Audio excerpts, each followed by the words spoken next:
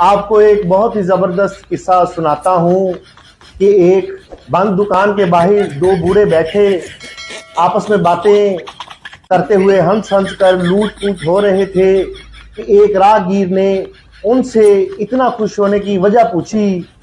तो एक बूढ़े ने अपनी हंसी पर काबू पाते हुए बताया कि हमने मुल्क के मसाइल हल करने के लिए एक शानदार मंसूबा ढूंढ लिया है, और वो मंसूबा ये है कि सारी कौम को जेल में डाल दिया जाए और उन सब के साथ एक गधा भी जेल में डाला जाए।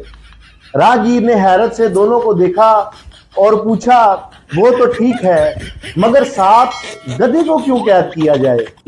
दोनों बूढ़ों ने फलक शिगाफ कह कहे लगाते हुए एक दूसरे की तरफ देखा और एक बूढ़े ने दूसरे से कहा, देखा चीदे, आ गया यकीन तुझे मेरी बात पर? मैं नहीं कहता था कि ये कौम अपने बारे कभी परेशान नहीं होगी, सबको बस गधे की ही फिक्र होगी। बड़ी ही कोई अजीब कौम है हमारी। मौजूदा हालात में किसी के चेहरे पर मुस्कुराहट लाना भी नेकी है।